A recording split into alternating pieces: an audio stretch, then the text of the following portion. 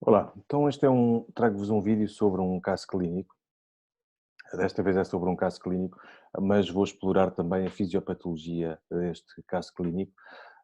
É um caso clínico que eu acho importante no sentido de, há casos clínicos que salientam a importância do osteopata enquanto profissional de saúde de primeiro contacto, e a verdade é que há muitos pacientes que nos chegam que não vêm referenciados por nenhum outro profissional de saúde, e às vezes chegam sem exames complementares, e portanto o osteopata enquanto profissional de saúde de primeiro contacto pode ter um papel preponderante na evolução de uma determinada doença, no prognóstico, ah, às vezes até mesmo em situações que se podem tornar, correr um risco até de fatalidade.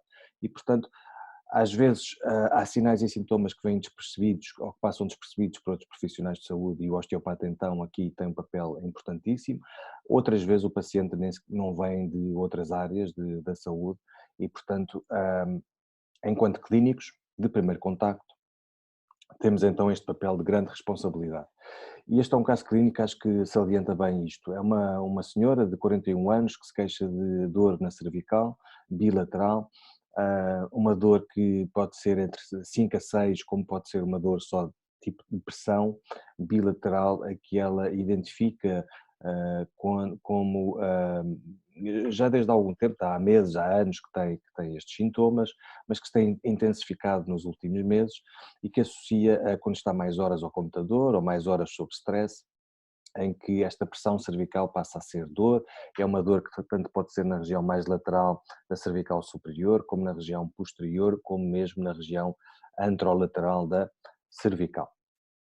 Quando os sintomas se agravam, às vezes vêm acompanhados com cefaleia também, hum, cefaleias bilaterais, e a senhora nos últimos tempos, hum, mediu a pressão arterial para perceber então se havia alguma alteração na pressão arterial e reparou que havia variações de facto na tensão arterial, com tendência para a hipertensão quando estava com os sintomas mais exacerbados, e chegou a ter tensão arterial de 145, 111, 115, 150, e que coincidia então com estes picos de exacerbação dos sintomas, tendo em conta que a tensão normal, pelo menos até há uns meses atrás, sempre foi uma tensão de 120, 125, a 80, 90, mas que tem então reparado nestas variações da tensão arterial, com tendência para a hipertensão quando os sintomas estão mais exacerbados.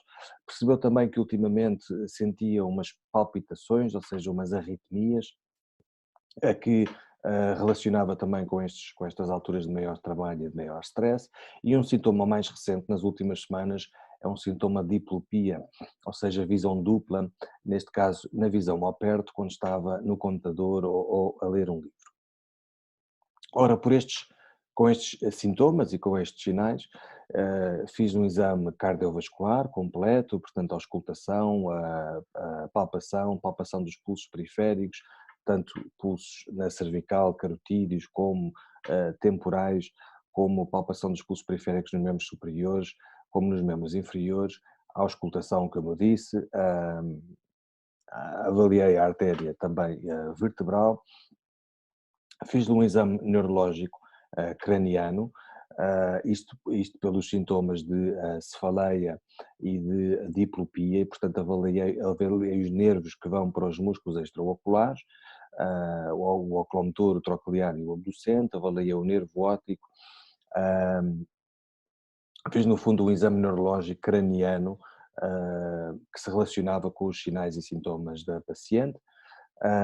E fiz-lhe um exame também da própria cervical, um exame ortopédico da cervical e a própria palpação da cervical. Isto porque há aqui um conjunto de sinais e de sintomas que, enfim, podem ser de vários sistemas, mas uma das coisas que devemos pensar com este conjunto de sinais e de sintomas, para além do sistema cardiovascular, é também a tiroide e alterações na própria tiroide. E, portanto, um exame de palpação da tiroide e outros testes específicos, não específicos para a tiroide, mas testes que, enfim, avaliam várias estruturas e estão relacionados com várias coisas, mas uma delas é eventualmente com um aumento da tireoide. Na minha avaliação, então, dos pares cranianos, um dos sinais que foi positivos, um dos achados clínicos foi a não convergência ocular de um dos lados. E este teste faz com um objeto e a aproximação do objeto da cabeça entre os dois olhos e pedindo ao paciente para seguir então um objeto, e vemos que do lado direito o olho segue o objeto e do lado esquerdo não. Isto chama-se não convergência ocular, portanto há convergência ocular à direita e não convergência à esquerda. E isto explica também o porquê da diplopia, e há várias causas para a diplopia, e é no fundo isto que eu quero também explorar, esta diplopia, esta não convergência ocular de um dos lados. Quero explorar um pouco esta fisiopatologia, porque é um caso clínico e às vezes alguns alunos perguntam-me o porquê de determinados sinais, como é que se explica fisiopatologicamente, e no fundo também é isso que eu quero explorar neste vídeo. Portanto, um dos achados clínicos na avaliação dos pares cranianos foi a não convergência ocular de um dos lados. E como eu disse, a diplopia pode ter várias causas então aqui. Mas no fundo, durante a anamnese e na anamnese, o conjunto de sinais e sintomas levam-nos para um raciocínio hipotético ou dedutivo, e depois a construção de um próprio, a construção do raciocínio clínico, consoante os dados que vamos recebendo na anamnese e consoante os dados que vamos recolhendo no exame físico, e que nos constrói, leva-nos à construção de eventualmente um diagnóstico hipotético, e então ou referir o paciente para um determinado especialista ou para fazer exames complementares, ou eventualmente, se for da nossa área de intervenção, nós próprios tratarmos o paciente. Ora, como eu disse, o conjunto de sinais e sintomas da paciente despertou-me para, então, eventualmente alguma alteração da tireoide. E estamos a falar, então, da glândula que segrega as hormonas T3, hormonas T4, calcitonina, a glândula tireoide está relacionada com uma série de ações no corpo humano, que é estimulada pela hipófise, ou pituitária, adenohipófise mais concretamente, e que é constituída então por dois lobos, o direito e o esquerdo, na região cervical então inferior. Por baixo da tireoide, se retirarmos a tireoide, temos ainda podem ser 4, 7, 8 glândulazinhas chamadas paratireoides, que estão relacionadas, são importantíssimas com o cálcio nos ossos e com o fósforo, etc., com a mineralização do osso, mas por cima então das paratireoides temos esta glândula tireoide, que é importantíssima nas funções básicas do corpo humano, como a frequência cardíaca, enfim. Já vamos falar um pouquinho sobre isso.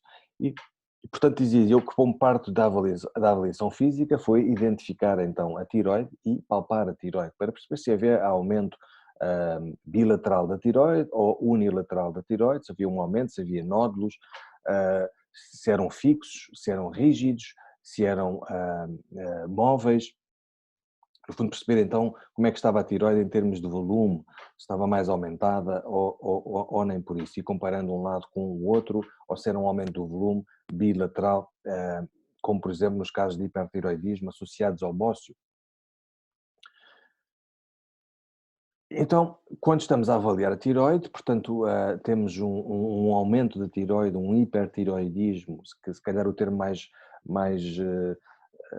conhecido é o bócio, os nódulos da tireoide, e portanto há várias causas de hipertireoidismo, ou seja, um aumento da função da tireoide, há várias causas para isto, para o hipertireoidismo, o bócio é uma delas,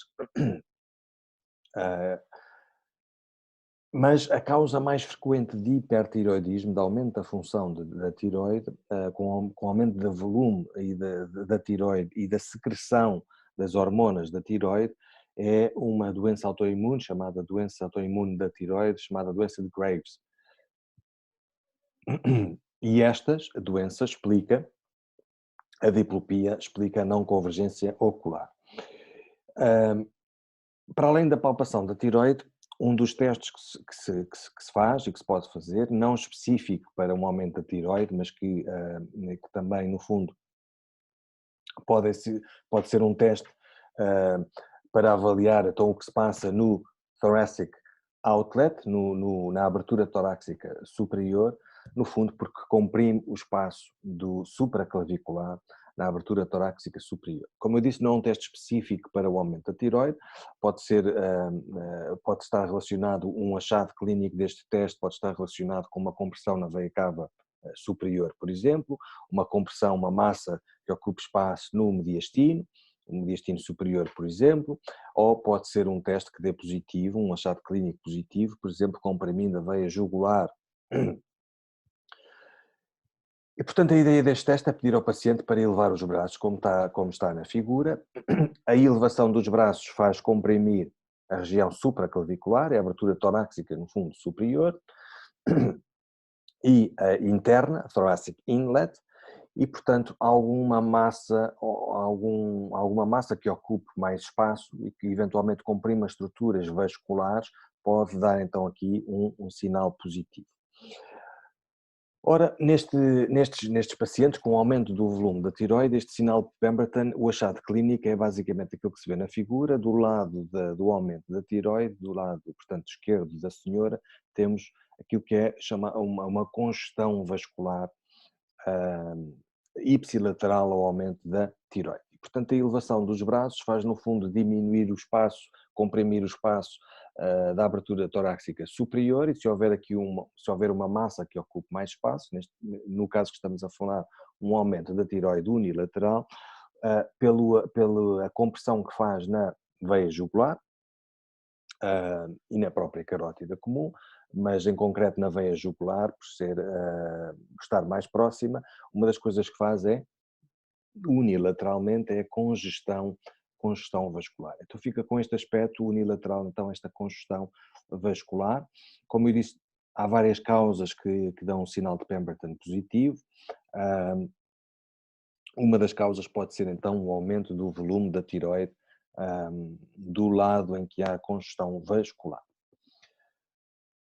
Ainda continuando na avaliação da tiroide e pensando na causa mais frequente de hipertiroidismo, na tal doença de Graves, um dos sinais que pode acontecer, e em cerca de 25 a 30%, ou mais cerca de um terço da doença de Graves, podem existir alterações oftálmicas e inflamação oftálmica. Um dos sinais que podem acontecer, e não tem que ser os dois acompanhados, é a exoftalmia, isto é, um edema retroocular, uma inflamação retroocular e edema retroocular, pelo aumento do número do processo inflamatório, do exudato inflamatório, a quantidade de linfócitos, etc., e de fibroblastos criam um edema retroocular, o que dá estes olhos para fora, não é? Dá esta imagem, este sinal clínico dos olhos para fora, que não era o caso da senhora, e portanto os dois sinais não têm que estar acompanhados um pelo outro. E um outro sinal clínico da doença de Graves, em que 30% um terço tem achados oftálmicos, é a não convergência ocular, ok? Portanto, do lado afetado não há então convergência ocular, ou há uma diminuição da convergência ocular quando comparativamente com o lado contralateral. Então, e porquê é que isto acontece? Bom, a tiroide, que é esta glândula absolutamente essencial, que produz então tiroxina, T4, calcitonina, triiodotironina, T3, que é estimulada por quem? É estimulada pela adenohipófise. A adenohipófise liberta uma substância, uma hormona chamada TSH, tireotrofina estimulante, hormona tireotrofina estimulante, ou estimulante tireotrofina, e a adenohipófise é ainda estimulada por uma outra hormona, TRH do hipotálamo, Thyreotrophin Releasing Hormone, a hormona libertadora tireotrofina, que vai estimular a adenohipófise por sua vez vai estimular a tiroide, e a tiroide por sua vez vai então libertar, segregar hormonas como a T3, T4 e calcitonina. E está relacionada então a tiroide com desde a frequência cardíaca, a frequência respiratória, interfere na contração muscular, isto tem a ver com o mecanismo do cálcio, com os níveis de colesterol, com o ciclo menstrual, com o peso, e, portanto, basicamente está relacionada com uma série de ações no organismo, essenciais no organismo, ah, e quando há alterações, então, hipotiroidismo ou hipertiroidismo, um aumento da função da tiroide ou uma diminuição da tiroide, da função da tiroide, é fácil entender que pode afetar uma série de sistemas e pode então dar uma série de sinais e uma série de sintomas consoante o que estamos a falar. Bom, a doença de Graves em particular é uma doença então autoimune da tiroide, em que está relacionada com anticorpos. As doenças autoimunes têm esta característica em que temos um conjunto de anticorpos específicos de uma determinada região que, no fundo, atacam células saudáveis ou criam alterações, enfim, em determinadas células que levam essas células a estarem a produzir em excesso ou em diminuição, como podem levar então a processos em que o sistema imune ataca células saudáveis num determinado sistema. Bom, então a doença de Graves está relacionada com uns anticorpos específicos, chama-se antirreceptores de tireotrofina, na tiroide, e portanto há vários tipos de anticorpos na doença de Graves. Os mais comuns são anticorpos antirreceptores de tireotrofina e que então estimulam e obrigam no fundo a tiroide a ter uma produção excessiva e portanto um aumento da função da tiroide, porque no fundo ataca estes receptores. Ah, Ora, como nós sabemos, este, esta, estas alterações no sistema imunitário, esta sobreestimulação do sistema imunitário, acontece por estimulação das células T e das células B, e no fundo, e dos anticorpos produzidos por estas, e portanto passamos a ter aqui uma reação, no fundo, uma resposta imunitária, acompanhada por um conjunto de processos inflamatórios, uma resposta inflamatória e imunitária, na estimulação de linfócitos B, de linfócitos T, de mastócitos, de fagócitos, de fibroblastos, glicosaminoglicanos, e portanto passa a existir num determinado sistema uma resposta imunitária, uma cascata inflamatória, e que leva eventualmente, não para além da dor, como é óbvio, mas leva a uma própria degradação das células saudáveis por esta cascata inflamatória, em que estas células, estes anticorpos, acabam por ir atacar células saudáveis ou obrigar células saudáveis então a estarem ou mais ativas ou menos ativas.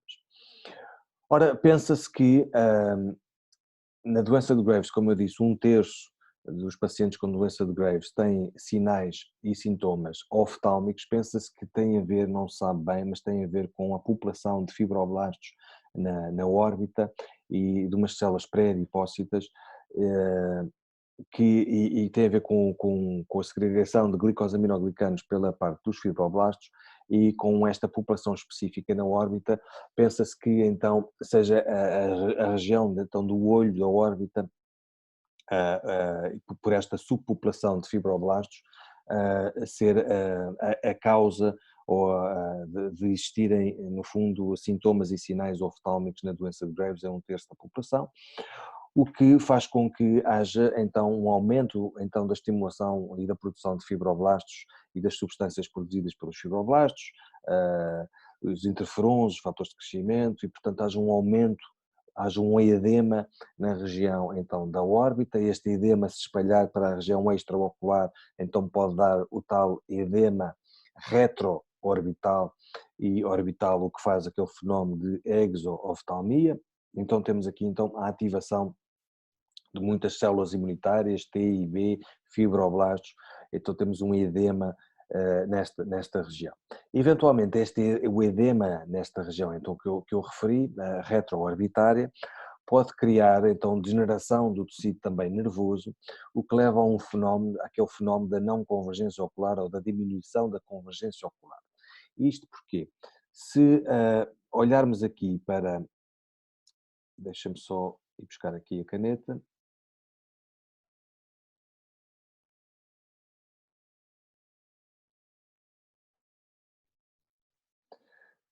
Se olharmos aqui, então aqui para esta vista, temos aqui os dois tálamos, temos aqui a região do mesencéfalo, se calhar vou.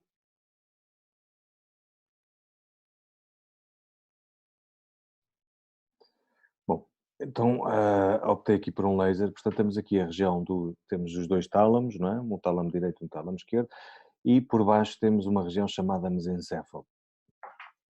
E depois temos aqui a ponte, temos aqui o bulbo, temos aqui a espinal medula, por trás o cerebelo. Portanto, na região do mesencéfalo, temos, relacionado com os pares cranianos, temos dois pares cranianos importantes, o par craniano 3, o oculomotor, e o troclear, o quarto par craniano, que é no fundo, os núcleos do troclear são os núcleos mais posteriores no tronco cerebral relacionados com os nervos cranianos. No mesencéfalo, então temos o par craniano 3, o oculomotor, e posteriormente a este oculomotor, não estou a falar do quarto par do troclear, mas estou a falar de um outro núcleo que vai emitir um núcleo, portanto são a aglomeração de somas de neurónios, e a partir deste núcleo vão sair axónios que vão acompanhar o nervo oculomotor. E este núcleo chama-se Edinger-Westphal. Este núcleo, Edinger-Westphal, tem fibras eferentes viscerais especiais. Isto quer dizer o quê? Que são axónios que vão sair daquele núcleo, são axónios do sistema nervoso parasimpático.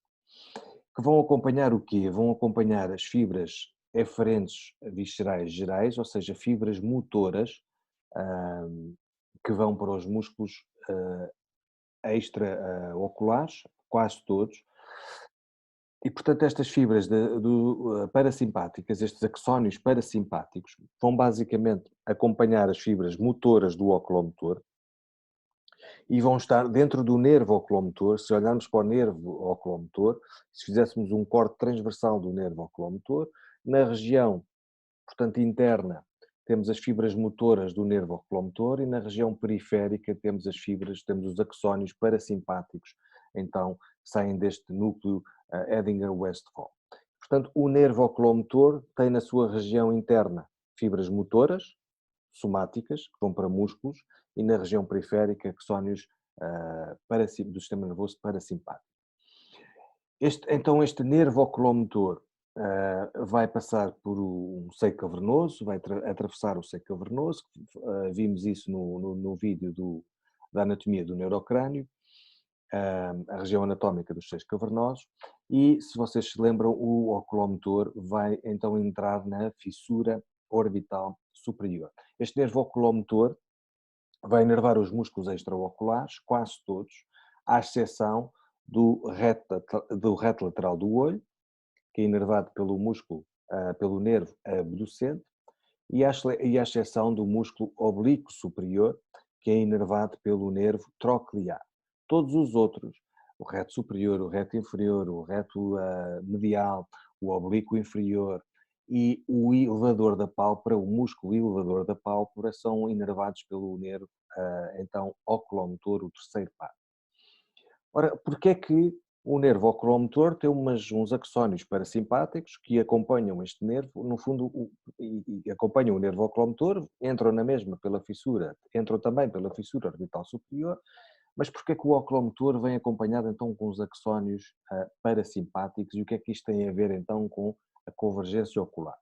Ora, as fibras, se olharmos aqui para a imagem da direita, temos aqui a fissura orbital superior, que depois da fissura orbital superior estamos então na cavidade orbitária, temos o olho e em cima, portanto, se tivermos aqui a fissura orbital superior, se isto for o lado direito, por cima tínhamos um foramanzinho, não é? Que era no fundo o canal óptico, por onde passa o nervo óptico e a artéria oftálmica. E, portanto, Temos o olho já na cavidade orbitária e temos um conjunto de nervos que entram pela fissura orbital superior, o nervo óptico entra pelo canal óptico, mas depois, no fundo, já estamos aqui na cavidade orbitária e já estamos com nervos que vão inervar então os músculos todos extraoculares, mais o elevador da pálpebra, mas depois há determinados axónios que vão entrar para dentro do olho para dar inervação às estruturas do próprio olho, dentro do próprio olho. E temos então aqui axónios do sistema nervoso parasimpático e do sistema nervoso simpático. Falando só do sistema nervoso parasimpático, então entra pela fissura orbital superior e depois vai entrar, são estas fibras azuis, vai entrar para dentro do próprio olho, vai dar inervação às estruturas do próprio olho.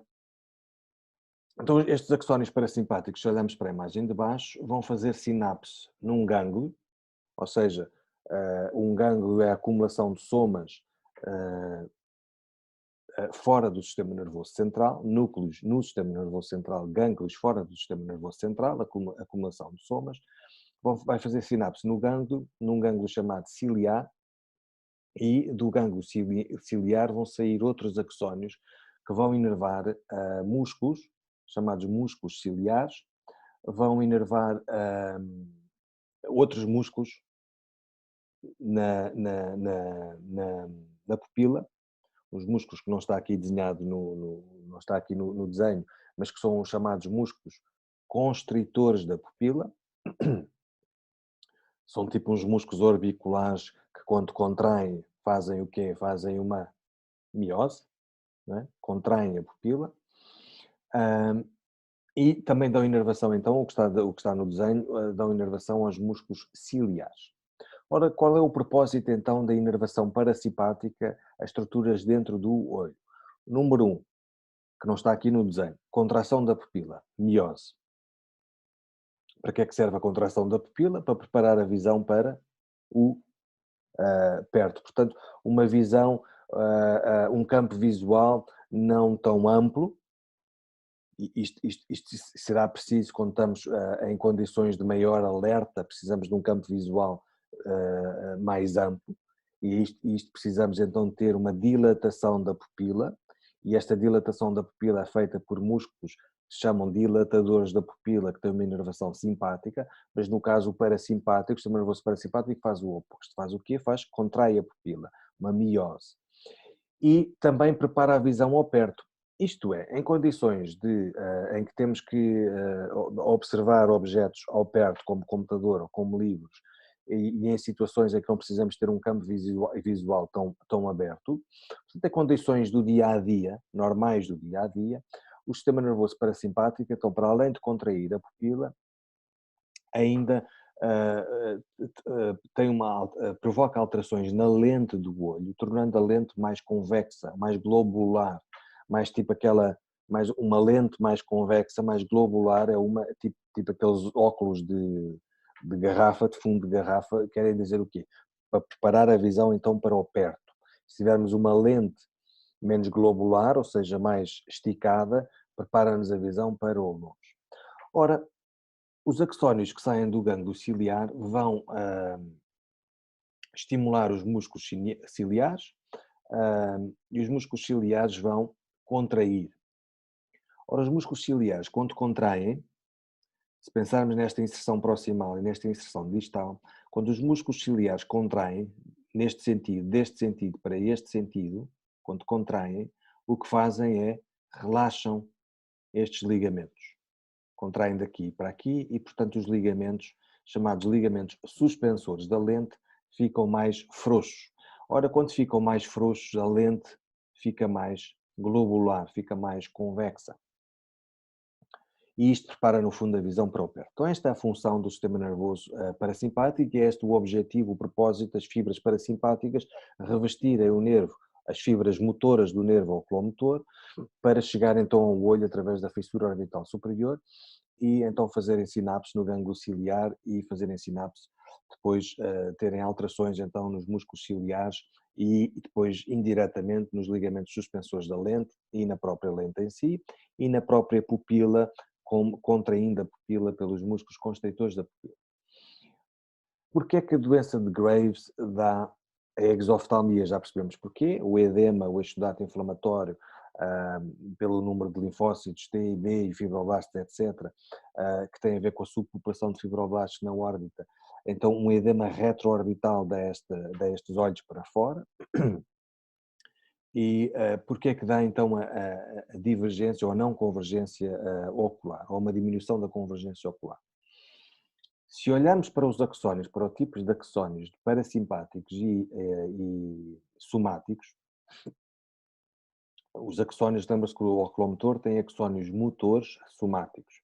Ora, estes axónios motores somáticos, como temos nos músculos, não é? No fundo vem da inervação a músculos, no caso do olho, são axónios tipo A-alfa. Nós sabemos que há vários tipos de axónios consoante o quê? Consoante o revestimento de mielina que tem, consoante a quantidade de mielina que tem. Quanto mais quantidade de mielina tiverem, são os axónios tipo A-alfa, A-beta, A-gama, por aí fora. Quanto menos mielina tiverem, menos voltas de mielina, passamos a ter axónios tipo B, axónios tipo C. Os axónios tipo C são aqueles axónios que vários axónios, enquanto os axónios A-alfa, se quisermos, é um axónio revestido por uma célula de Schwann dá não sei quantas voltas de mielina, pode ir até 100 voltas de mielina. Os axónios tipo C são aqueles axónios que estão em conjunto, que estão aglomerados, e que uma célula de Schwann reveste vários axónios. E reveste vários axónios normalmente só com uma volta de mielina. A mielina é aquele prolongamento da membrana da célula de Schwann. E, portanto, temos aqui os axónios tipo C, são estes. Só têm uma volta de mielina e estão aglomerados e têm uma volta de mielina que reveste vários axónios. Porquê é que isto é importante em termos fisiopatológicos? Nós sabemos que o revestimento de mielina implica de várias coisas. Quanto mais voltas de mielina um axónio tem, mais protegido está, protegido mecanicamente, de compressões, etc. Mais protegido está de outros fatores de agressão, como por exemplo de inflamação, ou toxicidade, ou de toxicidade, por exemplo, metabólica, ou associada a doenças metabólicas, ou associado a diabetes, ou associado a tabaco, ou associado, enfim, a causas então de doença relacionados com doenças endócrinas ou metabólicas ou toxicidade por outro aspecto qualquer. Quanto mais voltas de mielina tem, mais protegido está de fatores de agentes de agressão, sejam agentes de agressão externos, tipo mecânicos, não é? Impacto, ou internos, não é? E também as bainhas de mielina influenciam a velocidade da condução, a velocidade do estímulo eletroquímico também depende da quantidade de voltas de mielina que tem. Ora, isto quer dizer então que os axónios tipo C, aqueles que só têm uma volta de mielina, são axónios tipicamente mais lentos, a velocidade de condução é mais lenta, e são axónios que estão mais vulneráveis. Estão vulneráveis porque, como só têm uma volta de mielina, é um conjunto de axónios que estão aglomerados só com uma volta de mielina, estão mais sujeitos a, a agentes agressores, como por exemplo aspectos de toxicidade,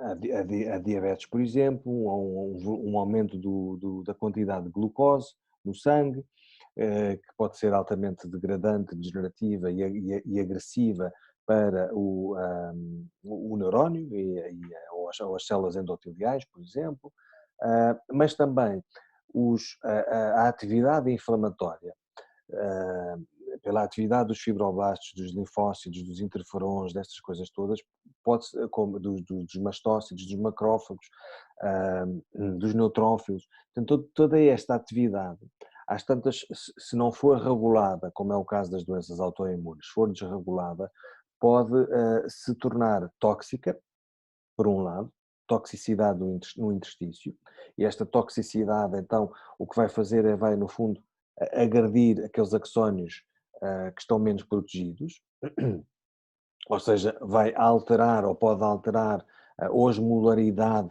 do interstício e isto condicionar então depois o equilíbrio iónico no meio extracelular e no próprio meio intracelular, levando à degradação do axolema ou do próprio neurónio, pode levar até mesmo à apoptose, mas depois o volume inflamatório do exudato inflamatório pode criar ainda compressão no próprio interstício e esta compressão eventualmente degenerar os axónios em si, não é? Degenerar por compressão a própria membrana axonal e as próprias bainhas de mielina, por compressão. Ora, as fibras, os axónios do sistema nervoso parasimpático, como vocês veem ali, são axónios tipo C. Os axónios do oculomotor são axónios tipo A-alfa. Ora, na doença de Graves, existindo um edema e uma inflamação retroorbitária, quais é que serão então, por estes dois aspectos de toxicidade e por este aspecto mecânico de compressão, quais é que são os axónios então mais vulneráveis? São os tipo C, que só têm uma volta de mielina. Quais são os axónios tipo C? São os do parasimpático. Porquê é que dá uma não convergência ocular ou uma diminuição da convergência ocular? Ora, se as fibras parasimpáticas, se uma das coisas que fazem no olho é preparar a visão para o perto, lembra-se, uma lente mais globular e uma constrição da pupila, quando eu aproximo um objeto do olho, visão ao perto, o que é suposto ainda o sistema nervoso parasimpático fazer? E por isso é que, e vejam a maravilha da natureza, e por isso é que as fibras, ou seja, os axónios parasimpáticos, acompanham as fibras motoras do oculomotor. Porquê? Porque o oculomotor dá inervação. Quais são os músculos que eu disse que eram inervados pelo oculomotor? Todos, à exceção do reto lateral e do oblíquo superior. Ou seja, os dois retos mediais são inervados pelo nervo oculomotor. O que é que fazem os dois retos mediais? Convergência ocular. Para que é que eu preciso da convergência ocular? Quando tenho um objeto perto de mim, como um computador ou um livro. E é por isso que as fibras parasimpáticas, então, quando nos acomodam a visão para o perto, vão criar sinapses, e por isso é que estes dois núcleos, o Edinger-Westphal e o núcleo oculomotor, estão próximos, vão estimular as fibras motoras, quando tem que acomodar a minha visão para o perto, vão estimular o núcleo do oculomotor, para o núcleo oculomotor, criar, então, enviar potenciais de ação para os retos mediais dos olhos, para haver uma convergência ocular e eu conseguir adaptar a minha visão a uma visão ao perto. Ora, como temos os axónios tipo C mais vulneráveis num fenómeno de autoimune como a doença de Graves, estes axónios do sistema nervoso parasimpático deixam então mais degradados, deixam então de conseguir passar potenciais de ação, estímulos eletroquímicos. Deixam então de conseguir ou diminui a sua ação de estimulação do nervo oculomotor para estimular os retomediais do olho. Deixam então de preparar a visão para o perto do lado em que está afetado. Então temos um sinal clínico evidente, que é do lado não afetado há convergência ocular, do lado não afetado não há convergência ocular. Espero que tenham gostado e até breve.